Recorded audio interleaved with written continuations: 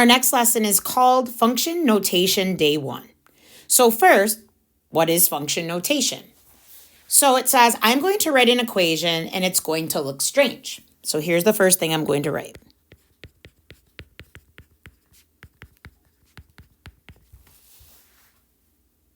Now I'm going to change a few things. What are the changes?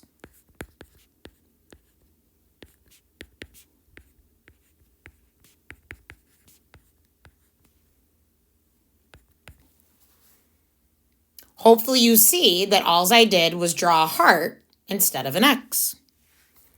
Okay, next, what is the difference between these? I'm going to write two things.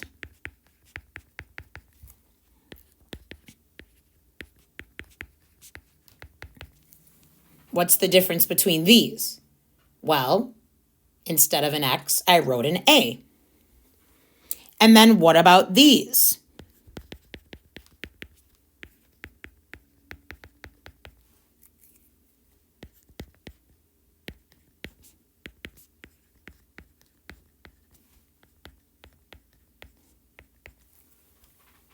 So looking at these, what's the difference between these? Well, instead of an X, I wrote a 3.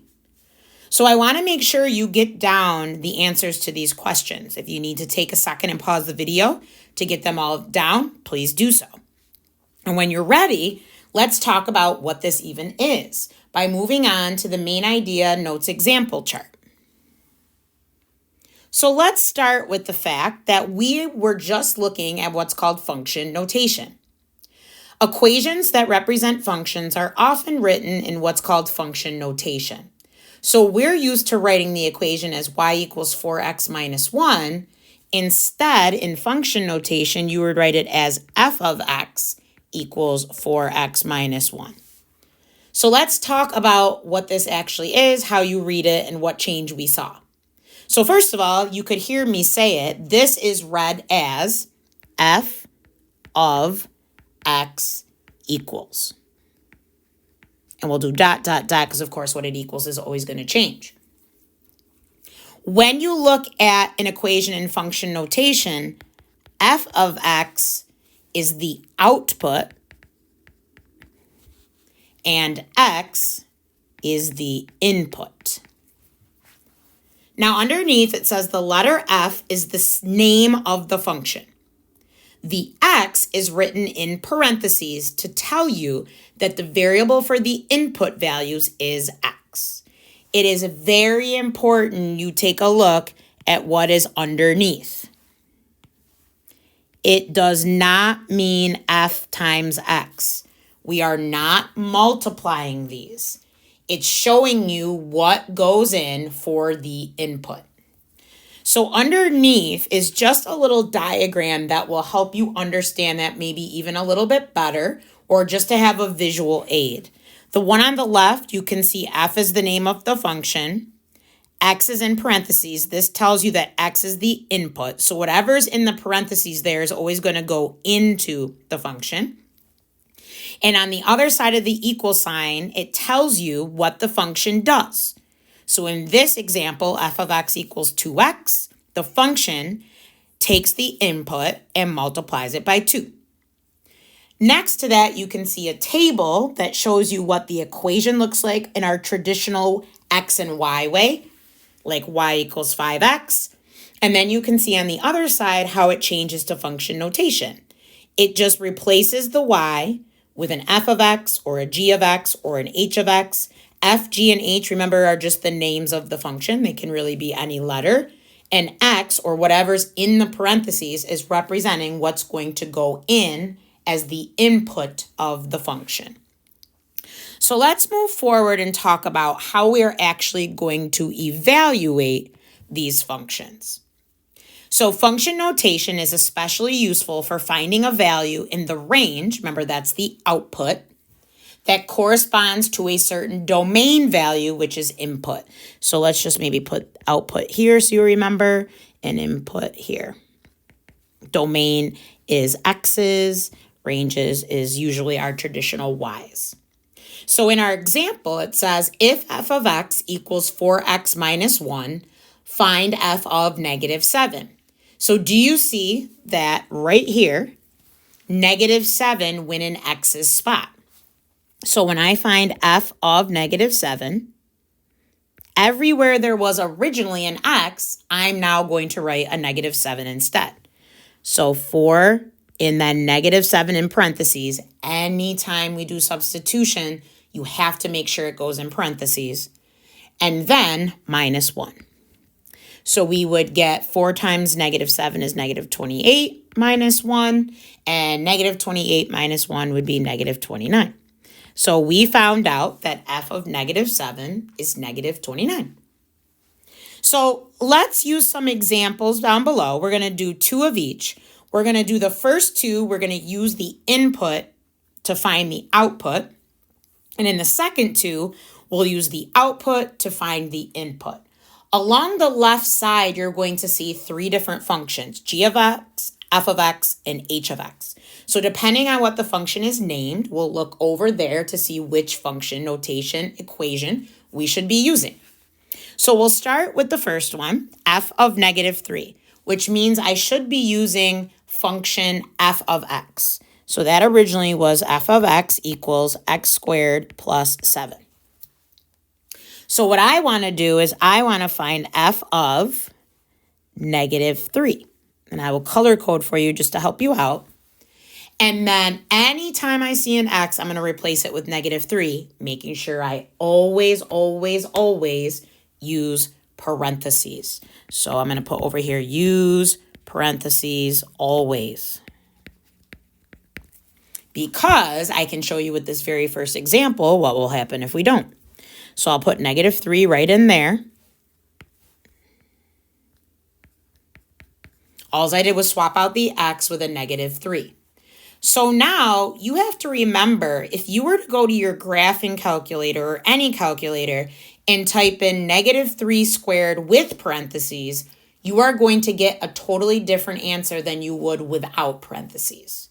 With parentheses, the right way, if -3 is in parentheses, that means -3 is the base.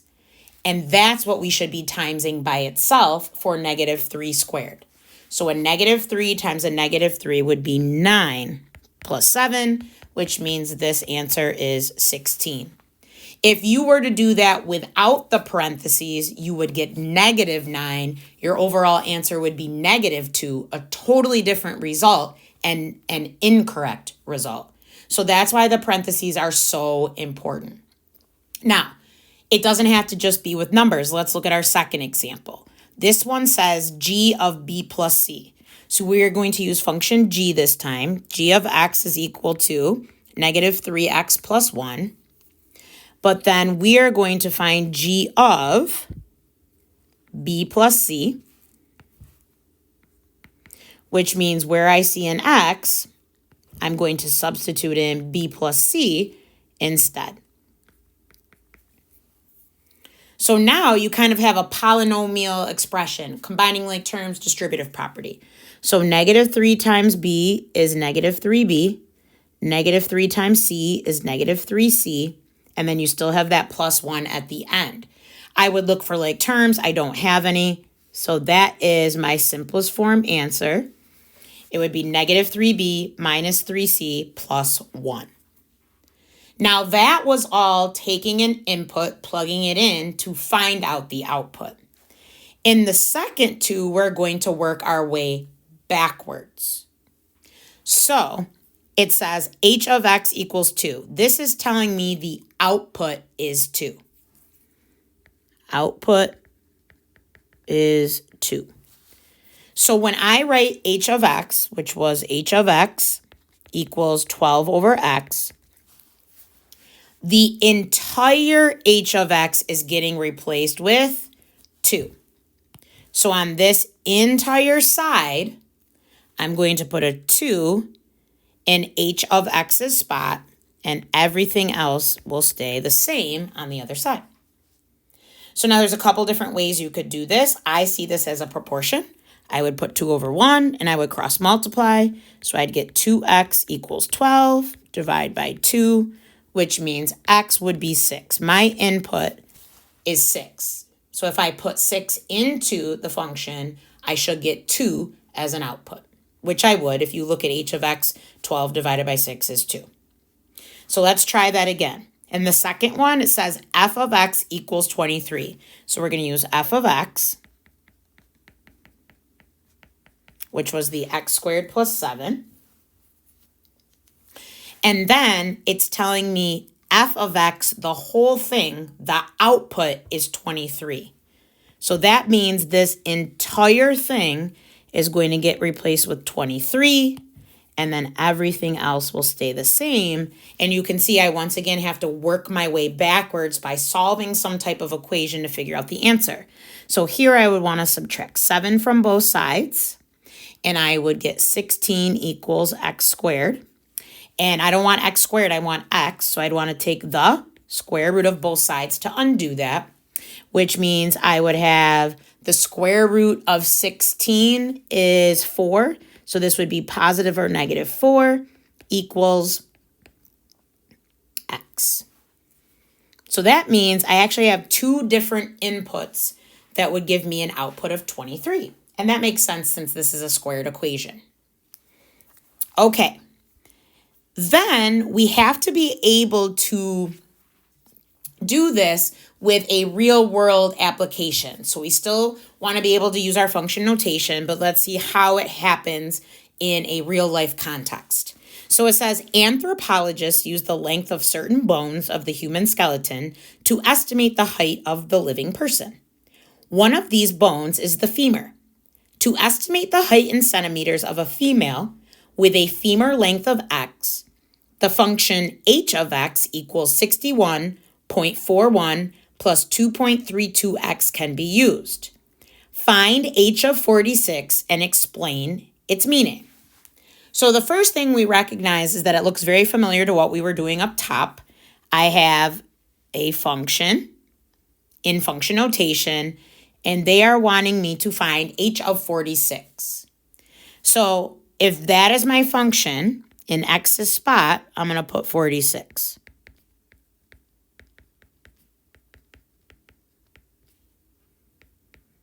Making sure to use parentheses. And then I can go ahead and do the math. That's going to be 61.41 plus 106.72. You would just use your calculator to do that. And then when I add these together, I would get 168.13.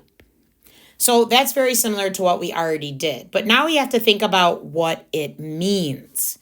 Okay, so let's highlight that. That's important. Explain its meaning.